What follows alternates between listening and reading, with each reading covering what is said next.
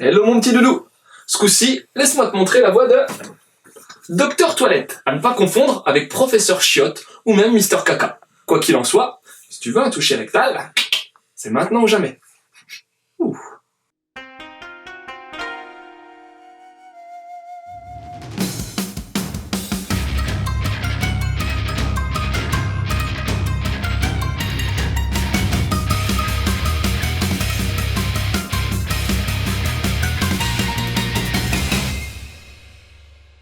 Dans la vie, il y a deux types de personnes. Celles qui aiment la merde et celles qui l'aiment pas. Et Docteur Toilette, lui, il aime ça. À tel point qu'il chie souvent partout. Dans la rue, devant des personnes, no problemo. Mais tu sais quoi? C'est pas le seul dans cette situation. Miss Caca aussi. Elle, son truc, c'est plus de la manger la merde. Et ouais. Puis t'as aussi le roi des mouches. Bon, lui, c'est un peu différent. Il préfère s'amuser avec tout un tas de Scatophoga sterocaria, des mouches à merde, si ça te parle plus. Et dans ce titre, tu trouveras bon nombre de personnages ayant également développé un attrait tout particulier pour la scatophilie et autres amours inconditionnels de l'étron, de la bouse, du fesses, bref, de la mierda et de tout ce qui l'entoure.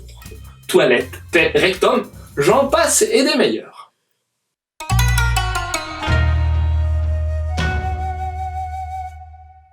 Ce manga date de 70 et le style graphique s'en ressent. De plus, j'y reviendrai par la suite, mais Torii Kazuyoshi, le mangaka de Docteur Toilette, a été l'assistant d'Akatsuka Fujio, le célèbre auteur d'Osomatsu-kun, et son trait s'en ressent. Perso chibi avec petit corps et grosse tête, le design est hyper simpliste et reprend les codes du Kodomo manga des années 60. Alors on adhère ou non, mais c'est sûr que de nos jours, ça plaira pas à tout le monde. Pour le décor, c'est pareil, c'est basique de chez basique quand il y en a, ce qui n'est pas systématiquement le cas. Et même si je suis fan du vintage style, j'ai pas accroché les masses. Mais ça m'a pas rebuté non plus. Non. Là où j'ai vraiment été déçu, c'est dans le Nemu, la mise en case.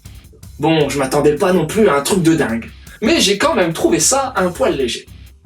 L'articulation et la forme des cases est ultra rudimentaire, et je te parle même pas des valeurs de plans où t'auras majoritairement des plans larges ou des plans pieds. Bon, t'as quand même une utilisation intéressante des traits de mouvement et des zonos, mais rien de révolutionnaire non plus. Ce titre, on ne peut plus atypique, on le doit à l'éditeur Cornelius. C'est pas un éditeur mainstream, mais il œuvre depuis des années à faire découvrir des titres cultes des auteurs phares japonais. Tezuka, Mizuki, Tatsumi, total respect.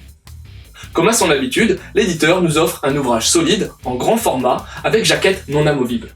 Jaquette n'ayant rien à voir avec la VO, soit dit en passant.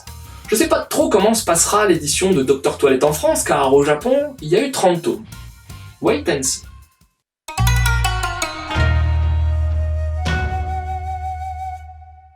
J'attendais ce titre avec impatience. Et pourquoi donc? Tout simplement parce que Toire Hakase a profondément, c'est le cas de le dire, marqué l'histoire du mythique Weekly Shonen Jump. À l'époque, la série a cartonné et a tout de même duré 7 ans. Une belle prouesse. A noter tout de même que l'orientation scatologique s'estompera au fil des années pour être remplacée par une satire de la vie scolaire.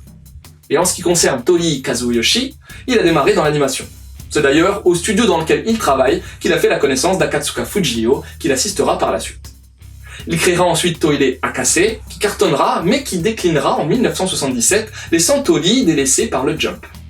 S'en suivra une paire d'années compliquées pour lui. En 2006, il revient avec Kutabare Tao-chan, un autre manga humoristique, le propulsant lui-même en tant que personnage principal. Et mon ressenti sur ce volume 1 ? Une assez grosse déception. Je sais, je suis le premier à le dire. Quand on lit un vieux manga, faut contextualiser. Époque, public ciblé... Mais là, c'était too much pour moi, oui. Too much dans la scatologie. Alors attention, hein, je suis pas non plus un cubéni, loin de là. Le pipi caca, comme beaucoup de monde, ça peut me faire sourire, voire rire. Mais là, non, c'est abusé. En fait, ça parle que de ça et de manière vraiment trop directe avec zéro subtilité. Bon, c'est tout. Ça pourrait tout de même passer, tu vas me dire, hein.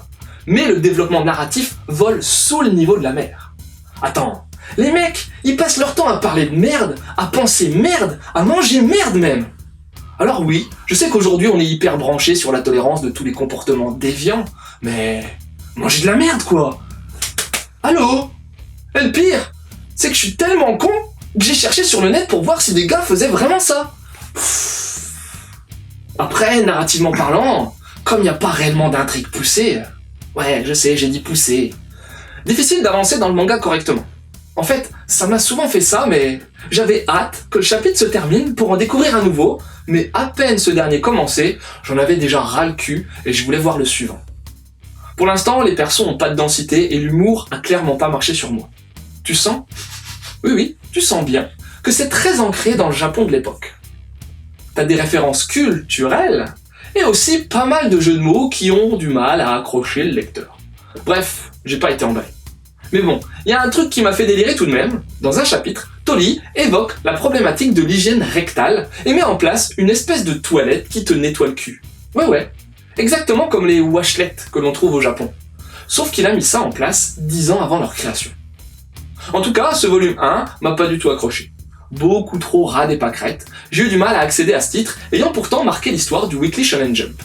Peut-être que la seconde partie, moins axée sur la merde, est plus intéressante. Encore faudra-t-il avoir la patience de scoltiner les 10 premiers tomes de ce Dr. Toilette. Et pour rester dans l'ambiance mère de pisse, bête à l'excellente série animée South Park. Oui, ça touche également à cette thématique, mais il y a surtout, en plus, une véritable analyse de la société américaine contemporaine, hyper intelligente et superbement drôle. À voir d'urgence, surtout les premières saisons. Ensuite, pour son côté irrévérencieux et subversif, t'as Arenshi Gakuen, l'école impudique. Mais pour en apprendre davantage sur cet autre manga culte du Weekly Shonen Jump, va vite voir le Mangado en lien. Et pour finir, laisse-moi te parler vite fait de Dr. Slump. C'est quoi? C'est le premier manga de Toriyama Akira à avoir cartonné. C'est drôle, c'est pas mal pipi caca, mais t'as aussi un côté mignon et fun super agréable. Un must-have. Voilà, c'était Lou, j'espère que cette petite chronique t'aura donné envie de lire Dr. Toilette. Je te laisse et continue de suivre la voie du manga.